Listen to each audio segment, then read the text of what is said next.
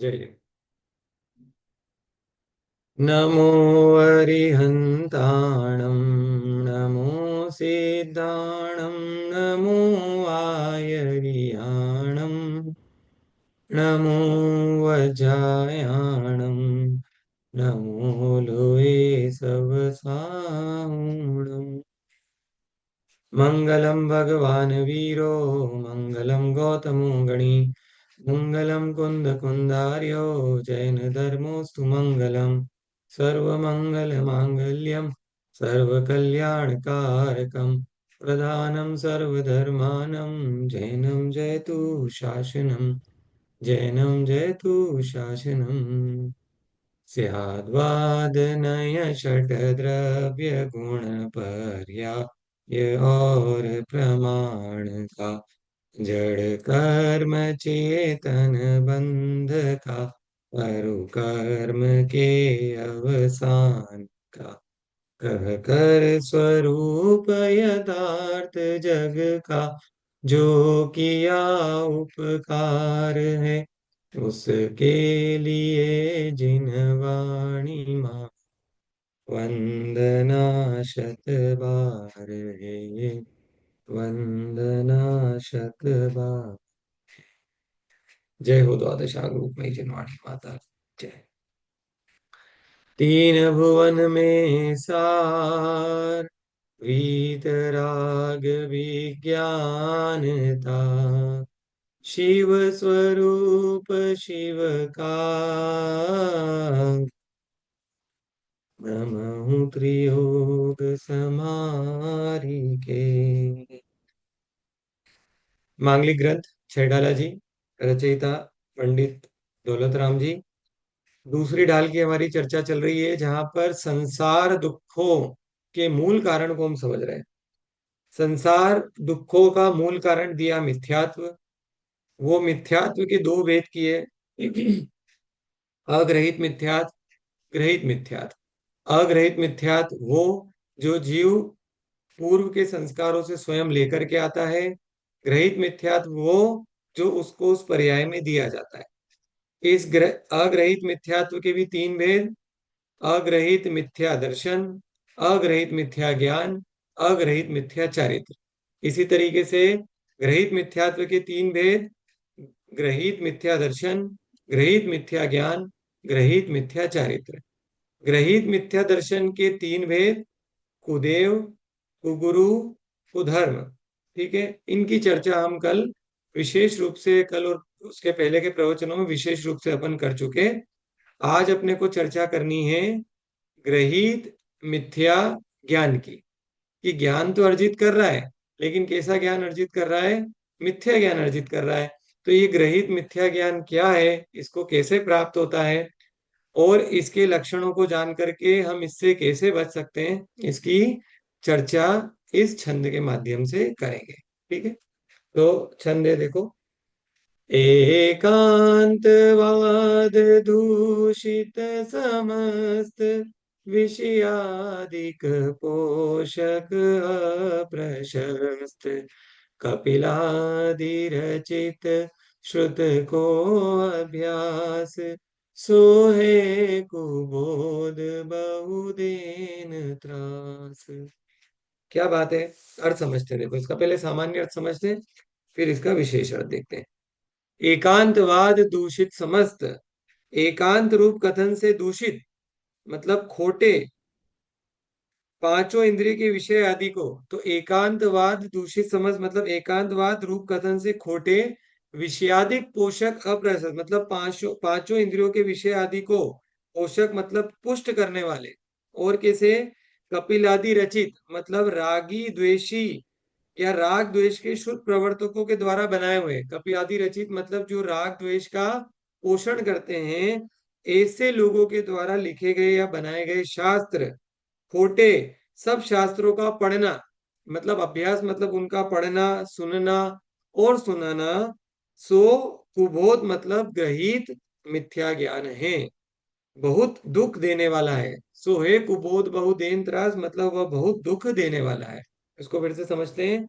एकांत रूप कथन से खोटे पांचों इंद्रियों के विषय आदि को पुष्ट करने वाले रागी श्रुत प्रवर्तकों के द्वारा बनाए हुए खोटे सब शास्त्रों का पढ़ना, सुनना और सुनाना गृहीत मिथ्या ज्ञान है, वह बहुत दुख देने वाला है। अब देखो यहाँ पे ना बहुत एक अच्छा शब्द आया है, एकांतवाद। ठीक है, हमारा जैन धर्म कैसा है आज, संयोग से सुबह जब महाराज जी को विहार करा करके हम लोग गांधीनगर लेके गए कालानी नगर से, तो परसों जब महाराज जी को विहार करवा के सुदामा नगर से यहाँ लेके आए थे कालानी नगर, तो रास्ते में मैंने महाराज जी से निवेदन किया था आचार्य श्री से कि आप हमको एकांत और अनेकांत, मतलब अनेकांत का हमारे जीवन में क्या उपयोग है, उसके ऊपर आप हमको प्रवचन या हमको कुछ समझाना। तो महाराज जी को बात याद रह गई, तो आज जब हम उनको छोड़ने गए, तो उन्होंने, जब वहां पर हम सब बैठे हुए थे गांधीनगर में, तो उन्होंने अनेकांत क्या होता है, स्यादवाद क्या होता है, इसका संक्षेप में थोड़ा सा आज हमको प्रवचन दिया। तो वही चर्चा आज हो रही थी, और आज अपन वापस से एकांतवाद यहाँ पर बात आ रही है। तो उसी को समझते हैं कि ये एकांतवाद क्या है, अनेकांत क्या है, स्यादवाद क्या है, और किस तरीके से खोटी चीजों को लिख करके खोटी चीजों को सही चीजों में मिला करके, और किस तरीके से मिथ्या ज्ञान को पूरी दुनिया के अंदर फैलाया गया। ठीक है, और ये मिथ्या ज्ञान किस तरीके से बहुत तकलीफ देने वाला है, उसकी अपन सब चर्चा विस्तार से करते हैं। मिथ्या दर्शन के बाद हम मिथ्या ज्ञान को समझकर उसका वमन करना है। ठीक है, कल भी अपन ने बात करी थी कि हमको मिथ्या दर्शन को समझ करके मिथ्या दर्शन का वमन करना है और सम्यक दर्शन को धारण करना है। यहाँ पर भी वो बोल रहे हैं कि मिथ्या ज्ञान को समझ करके उसका वमन करो। देखो कई बार लोग कहते हैं कि जो चीज अपने को काम की नहीं है उसके बारे में पढ़ के क्या फायदा, जब मिथ्या ज्ञान का त्याग ही करना है तो उसके बारे में पढ़ाते क्यों हो। तो कहते हैं कि जब तक ये नहीं बताएंगे कि मिथ्या ज्ञान क्या है, तब तक सम्यक ज्ञान क्या है ये समझ में ही नहीं आएगा। तो कुछ चीजों को सिर्फ इसलिए जाना जाता है ताकि हम उनसे बच सकें। ठीक है, छोटे बच्चों को अच्छी चीज भी सिखाई जाती है और उनको बुरी चीज भी बताई जाती है। बुरी चीज इसलिए बताई जाती है ताकि उनको पता हो कि किन चीजों के फेरों में अपने को नहीं पड़ना है। जो छोटे बच्चे होते हैं ना, तो छोटे बच्चों को अपने यहाँ पे, मतलब यहाँ पर इंडिया में तो नहीं, लेकिन यूके में उनको थोड़ा बहुत सेक्सुअल ओरिएंटेशन के हिसाब से भी उनको चीजें सिखाई जाती थी। तो उनको गुड टच, बैड टच, ये सब चीजें, हो सकता है अभी इंडिया में भी पढ़ाना शुरू किया हो। तो वो बैड टच क्यों पढ़ाया जाता है बच्चों को, इसलिए पढ़ाया जाता है ताकि उनको पता चल सके कि ये चीज गलत है। अगर उनके साथ हो तो वो बता सके कि हमारे साथ कोई गलत चीज हुई है। वैसे ही हमको हमको नहीं सीखना है, हमको कपिलादि जो रचित जितना भी श्रुत है वो नहीं पढ़ना है, लेकिन हमको सिर्फ उसका लक्षण जानना है। और लक्षण जान करके अगर वो कभी हमारे जानने में आ रहा हो या हमें कोई वो चीज बता रहा हो, तो हम समझ जाएं कि ये मिथ्या ज्ञान का पोषण हो रहा है और हम उससे दूर हो जाए। इसलिए उसके लक्षण तो अपने को कम से कम पता होना चाहिए मिथ्या ज्ञान के। माँ जिनवाणी स्यात वीणा वादिनी है। स्यात, एक बार इसकी शरण में आकर तो देखो, उसके प्रेम पूर्ण हृदय की विशालता, गोद की व्यापकता, जिसमें सभी जीवों का समान स्थान प्राप्त है। यह जिनवाणी समस्त जीवों को स्यादवाद रूप सद राह दर्शाने वाली है। अब देखो दूसरा शब्द आया स्यादवाद, अभी आया था एकांतवाद, अब आया है स्यादवाद।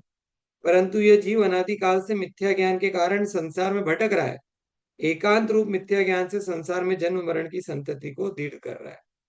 ठीक है, देखो वस्तु कैसी है, वस्तु अनेकांतमय है।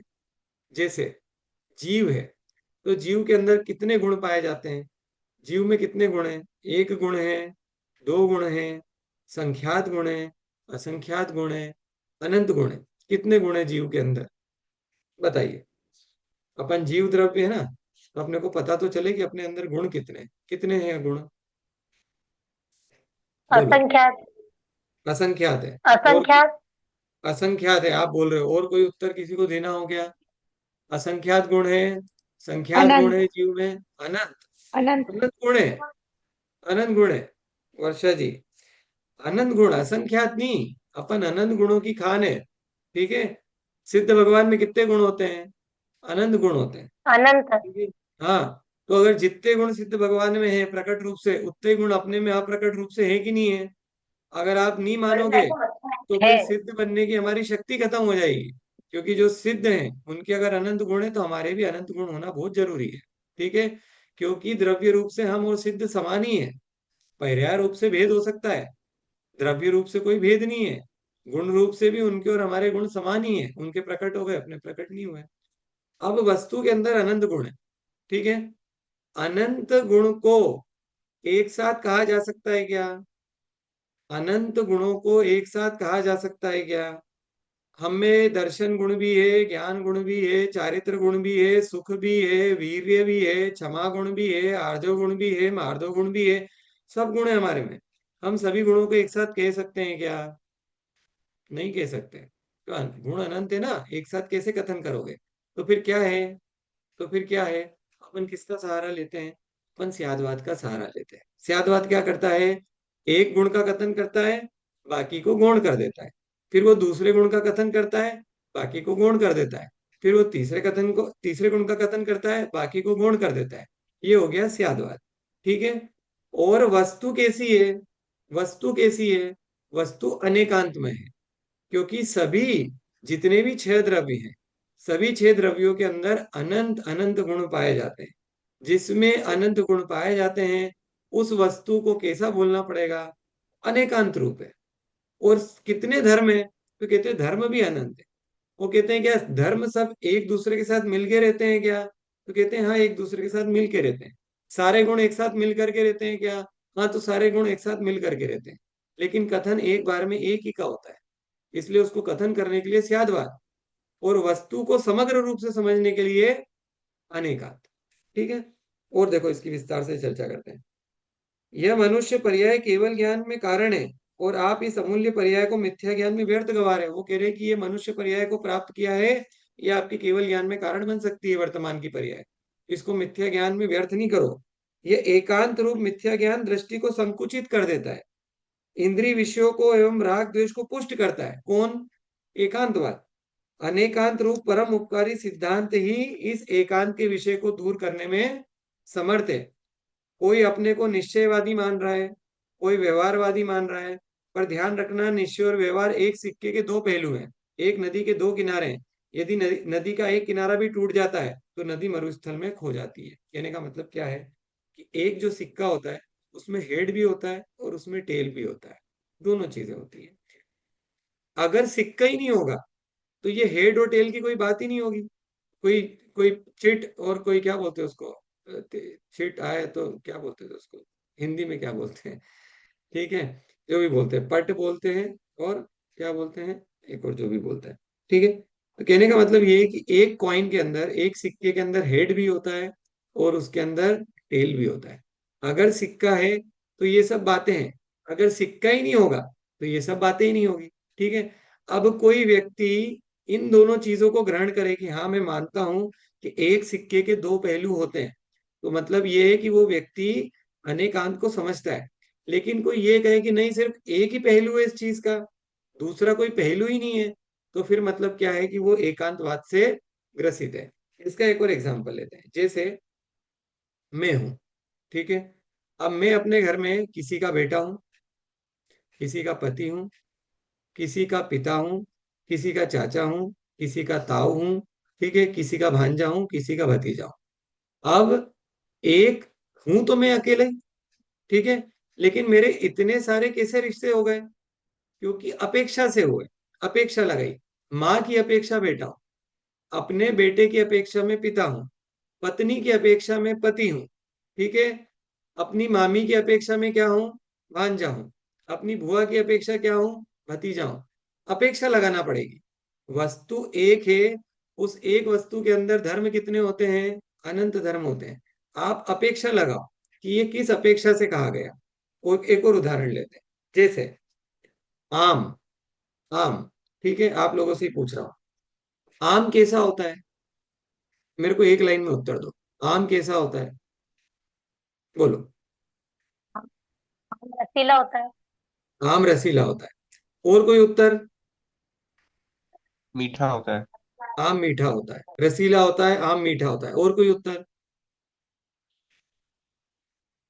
और कोई उत्तर? देखो, आम में और क्या क्या गुण होते हैं। आम हरा होता है, आम पीला भी होता है, आम भारी भी होता है, ठीक है। अब ये सब क्या है? आम तो एक ही है।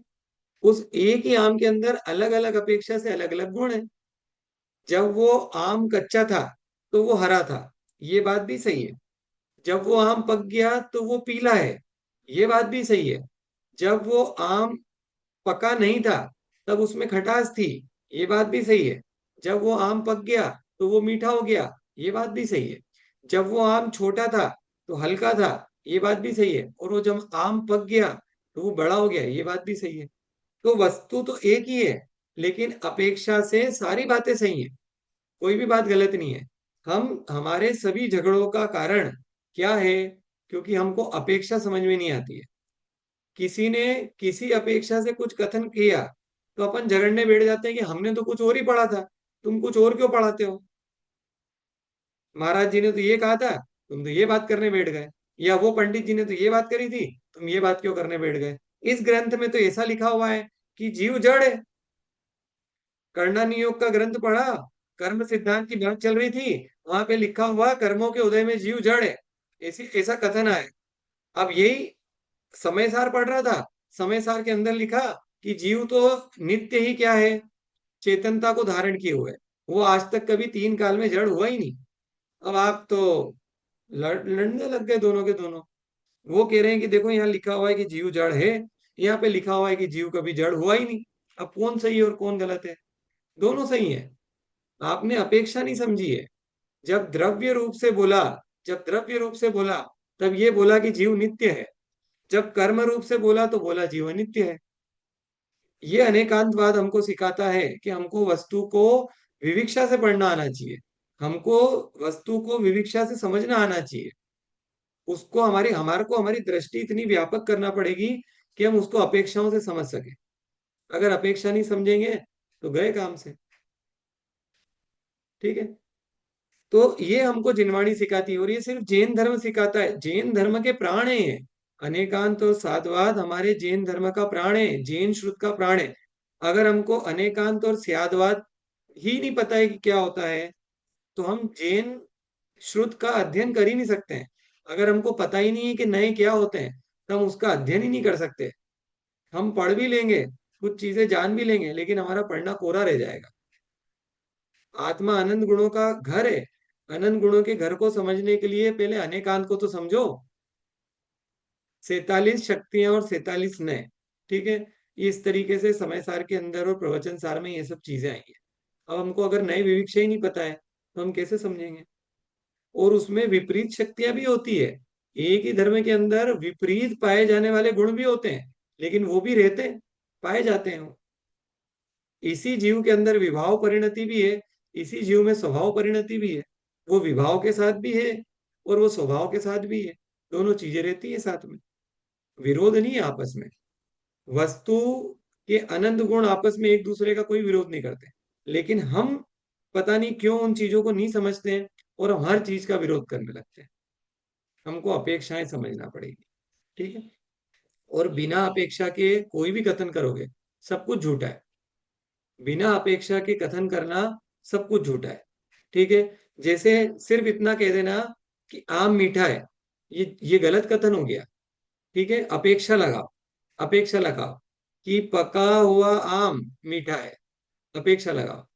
आम पीला है, ये कथन गलत हो गया। पका हुआ आम पीला होता है, ये कथन सही है।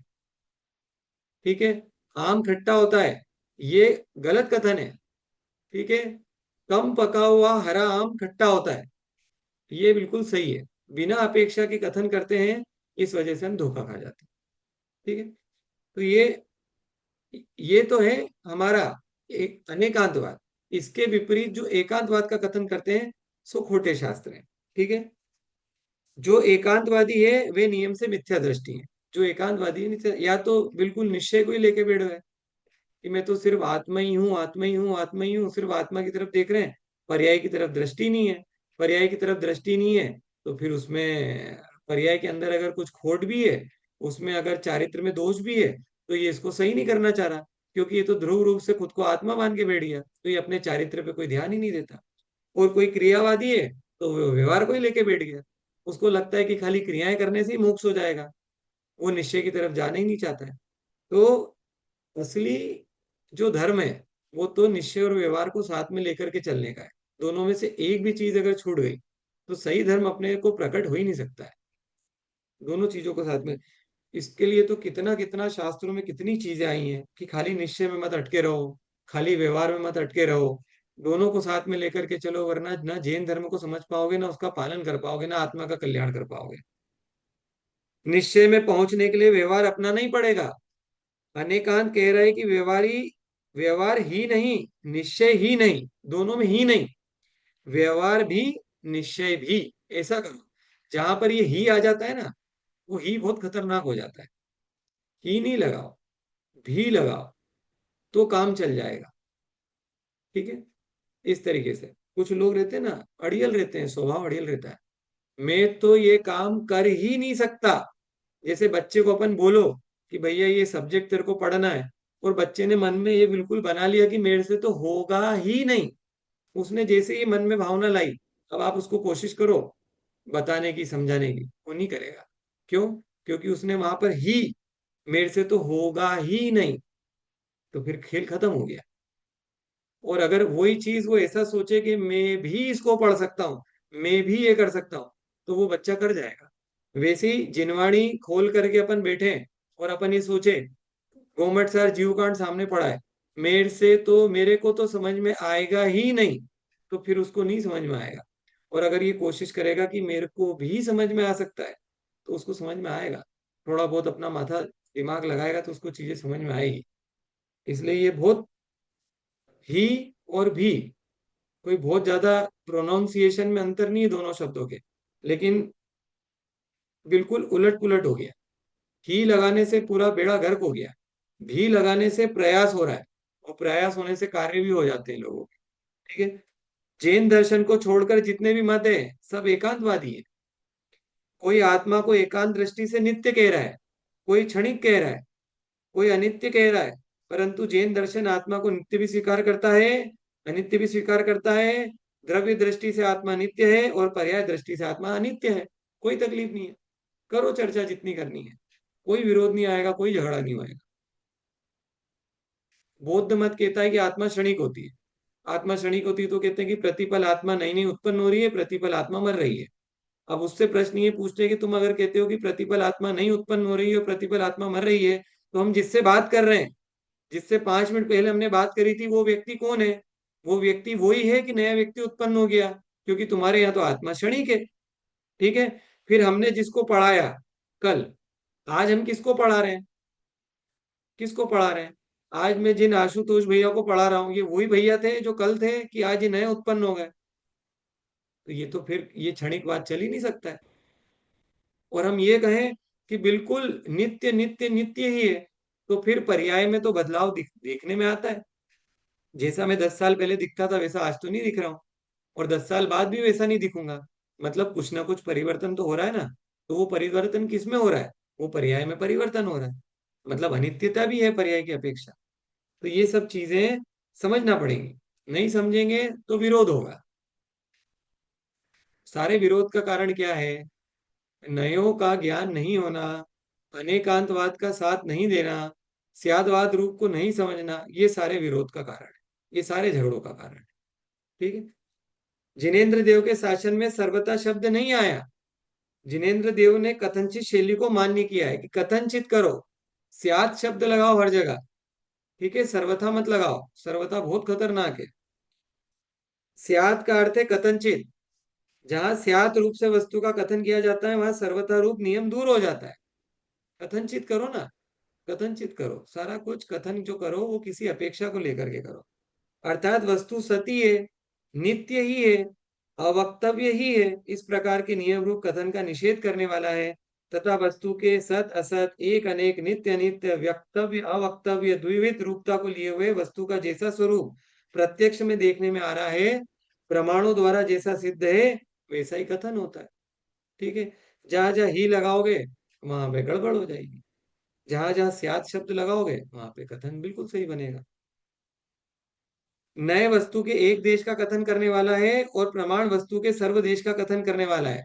अपन क्या बोलते हैं? प्रमाण नैरेधिगमः। ठीक है। उसको, किसको? किसको? वस्तु को कैसे जाना जाता है? प्रमाण और नयों से जाना जाता है। फिर प्रमाण में अपन कहते हैं ज्ञान ही प्रमाण है। ज्ञान क्या है? प्रमाण है। वो प्रमाण क्या करता है? वस्तु को पूर्ण रूप से देखता है, एक साथ वस्तु को ग्रहण करता है। जैसे मैं जीव हूं, ये कथन कैसा हुआ? ये प्रमाण अपेक्षा से कथन हुआ, क्योंकि आपने पूरे के पूरे जीव को ग्रहण कर लिया। अब अब कहो, मेरे अंदर क्या है? दर्शन गुण है। ठीक है, तो ये क्या हो गया? नए का कथन हो गया। मेरे अंदर ज्ञान गुण है, ये नए का कथन हो गया। मेरे अंदर चारित्र गुण है, ये नए का कथन हो गया। मैं उत्तम क्षमा को धारण करता हूं, ये नए का कथन हो गया। और इतना कहना कि मैं जीव द्रव्य हूं, ये प्रमाण हो गया। पूरी वस्तु को एक साथ ग्रहण कर लिया, उसमें कोई भेद नहीं किया। शुद्ध ज्ञान प्रमाण को ग्रहण करता है, अशुद्ध ज्ञान किसको ग्रहण करता है?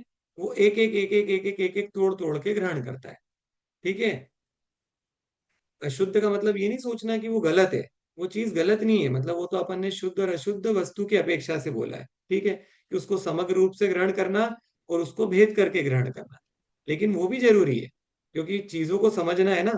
अब आप किसी व्यक्ति को मुझे सम्यक दर्शन समझाना है, और अगर मैं उसको नए अपेक्षा से नहीं समझाऊंगा और मैं खाली ये बोलता रहूं जीव जीव जीव, तो उसको कब समझ में आएगा? उसको भेद करना पड़ेगा कि अच्छा, तुम्हारे अंदर एक गुण है, उसका नाम दर्शन है। वो दर्शन सम्यक भी हो सकता है, वो दर्शन मिथ्या भी हो सकता है। वो दर्शन सम्यक किस तरीके से होगा, वो दर्शन मिथ्या किस तरीके से होगा? तुम्हारे अंदर ज्ञान गुण भी है, वो ज्ञान सम्यक किस रूप से होगा, वो ज्ञान मिथ्या किस रूप से होगा? तो ये फिर नए अपेक्षा से सारी चीजें समझाना पड़ेगी ना। तो ये नए विविक्षा किस में आती है? ये जैन शास्त्रों के अंदर आती है। ये कपिल आदि रचित शास्त्रों के अंदर ये सब विविक्षाएं नहीं मिलती है, इसलिए उनको दूर से छोड़ना बहुत जरूरी है, वरना हमारा बहुत अहित हो जाएगा। जैन दर्शन ने स्यादवाद रूप धर्म देकर जगत को बहुमूल्य रत्न प्रदान किया है। वास्तव में स्यादवाद बहुमूल्य रत्न नहीं है, क्योंकि वह आत्मोत्थान में सहायक है, जबकि एकांत आत्मा को पतन की ओर ले जाता है। जैन दर्शन और अन्य दर्शनों में यही एक अंतर है कि जब अन्य दर्शन अपनी बात कहता है तो अपनी धुन में सब कुछ भूल जाता है, मात्र इतना ध्यान रखता है, रहता है कि मैं जो कुछ कह रहा हूँ वही सत्य है। मतलब ये लोग कहते हैं कि जो मैं कह रहा हूँ वही सत्य है, इसके अलावा सब कुछ असत्य है। लेकिन जैन दर्शन अपनी बात कहते हुए ये ध्यान रखता है कि मेरी बात में किसी अन्य को किंचित भी ठेस न पहुंचे, इसलिए अपने प्रत्येक पद या वचन के साथ स्याद या कथनचित शब्द का प्रयोग करता है, जिससे वे वचन सम्यक और कल्याणकारी होते हैं। अतः स्यादवाद समस्त विसंवादों को नष्ट करके समन्वय रूप वातावरण निर्मित करने से सही में सहयोगी है। ठीक है। अपन कहते हैं ना, मंदिर के अंदर झगड़े होते हैं, मंदिर में ये होता है, मंदिर में ये विवाद होता है, मंदिर में वो विवाद होता है। क्यों होते हैं विवाद? सारे विवादों का सिर्फ एक ही कारण है कि हम अपेक्षाकृत कथन नहीं समझ पाते। किसी ने हमसे कुछ कहा, तो उसने किसी अपेक्षा से कहा होगा, अपन उसकी अपेक्षा तो समझ नहीं पाते, और अपन ने जिस अपेक्षा से जो सोच रखा है, अपन सोचते हैं वही सही है, इसकी बात तो गलत है, वहां पे विवाद खड़ा हो जाता है। ये सब चीजें होती है।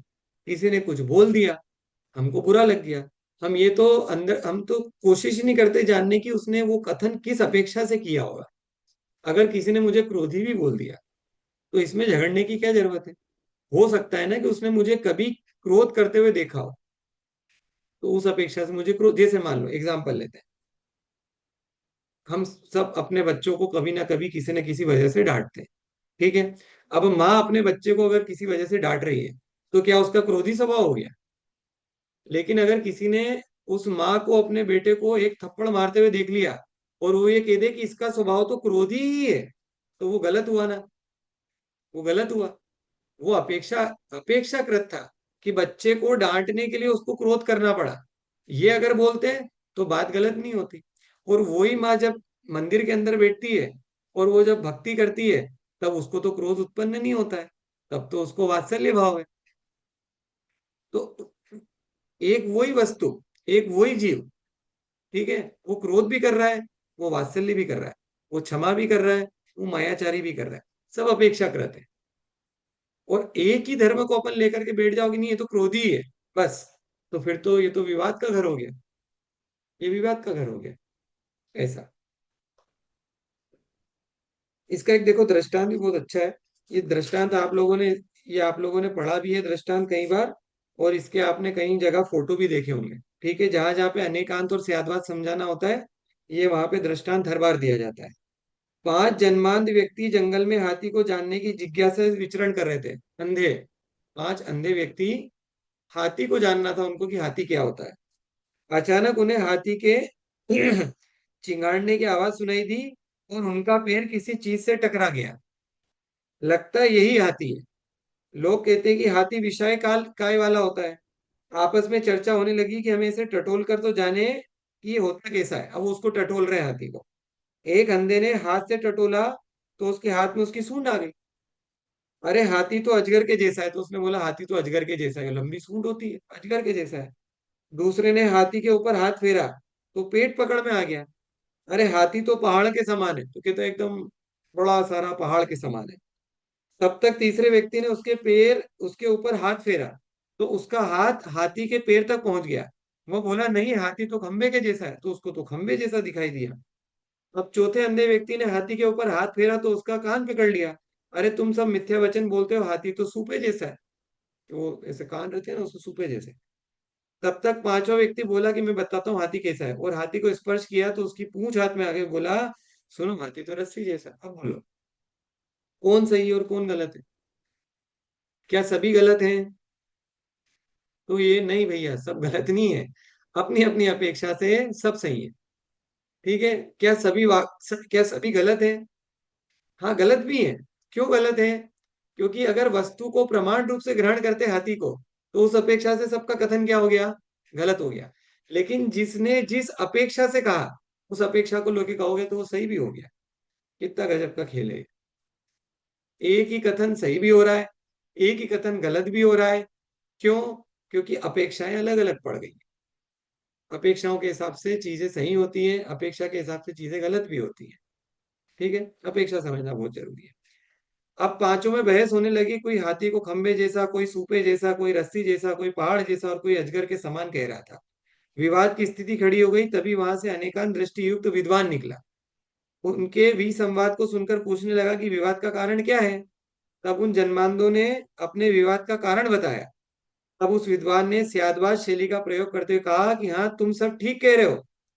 हाथी सूपे खंबे रस्सी पहाड़ अजगर सभी के जैसा है। जनमान सोचने लगे ये तो हमसे भी ज्यादा मूर्ख है। देखो वो क्या सोच रहे हैं कि कैसा मूर्ख आदमी है ये तो सभी चीजों को सही बोल रहा है। एक हाथी इतने प्रकार का कैसे हो सकता है? तब उस विद्वान ने उन्हें हाथी का पूरा स्वरूप समझाया कि पैर की अपेक्षा हाथी खंबे जैसा है, पूंछ की अपेक्षा हाथी रस्सी जैसा है, पेट की अपेक्षा पहाड़ जैसा है, सूंड की अपेक्षा हाथी अजगर जैसा है और कानों की अपेक्षा हाथी सूपे जैसा है। यदि प्रमाण द्वारा अनेकांत का ग्रहण है, आत्म कल्याण के लिए एकांत के विषय का वमन आवश्यक है, क्योंकि यह एक भव को नहीं अनेक भवों को बिगाड़ देता है। ठीक है। एकांत से अगर हम ग्रसित हो गए तो हम अपना ये वर्तमान भव भी बिगाड़ेंगे और आगामी हमारे कितने भव बिगड़ जाएंगे। ठीक है। इसलिए हमको एकांत से बचने की बहुत आवश्यकता है। थोड़ा सा और बचा है, अपन उसको भी देख लेते हैं।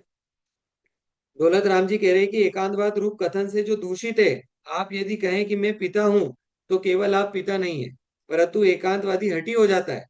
पिता होने के साथ आप माँ के पुत्र भी हैं, पत्नी के पति भी हैं, बहन के भाई भी हैं, आदि अनेकांत रूप अनेक संबंधों से जुड़े हैं, जो बात अपन ने करी है अभी। आज क्या हो रहा है?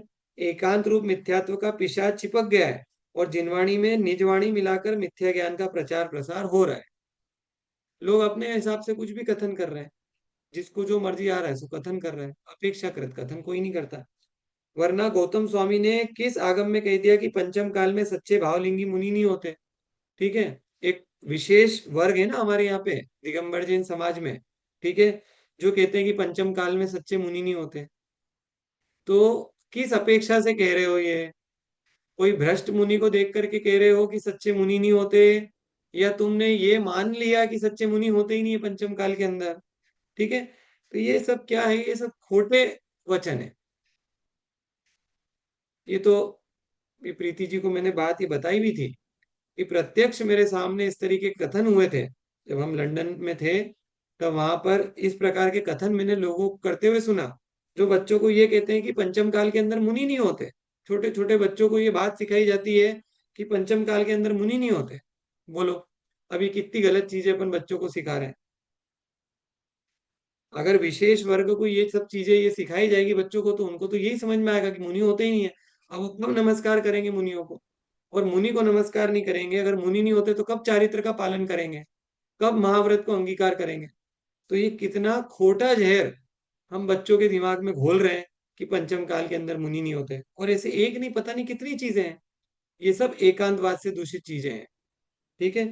परंतु एकांत रूप पिशाच बोलता है कि पंचम काल में सच्चे भावलिंगी मुनि नहीं होते, एकांत में लीन है, स्वयं मिथ्या ज्ञान का सेवन कर रहे हैं और भोले श्रावकों को मिथ्या ज्ञान बता रहे हैं कि उन्हें ग्रहित मिथ्या ज्ञानी बना रहे हैं, उनको मिथ्या ज्ञान सिखा रहे हैं। गलत चीज है। इसके अलावा उपन्यास, कॉमिक्स, टीवी सीरियल आदि की कहानी आदि सुनना, सुनाना, पढ़ना, पढ़ाना, सब ग्रहित मिथ्या ज्ञान है। ये सब ग्रहित मिथ्या ज्ञान में आता है। इसके सेवन से जीव दुर्गति को प्राप्त करता है। जो हमें कुगति रूप दुख देने वाला हो, ऐसे एकांत रूप मिथ्यात्व, पंचेंद्री के विषयों एवं मिथ्या ज्ञान रूपी खोटे शास्त्रों को दूर से ही छोड़ देना चाहिए। ठीक है। ये सब चर्चा हुई किसकी? मिथ्या ज्ञान की चर्चा हुई। ठीक है। उम्मीद है बात आपको समझ में आई होगी। और जब भी हम कोई शास्त्र लेकर के बैठे तो हम उसको उस अपेक्षा से ही पढ़ें। किस अपेक्षा से? अनेकांत की अपेक्षा से और नयों की अपेक्षा से। वरना हमको चीजें कुछ की कुछ भी समझ में आ सकती है, अर्थ का अनर्थ भी हो सकता है इस तरीके से। हमारा समय हो गया है। ठीक है।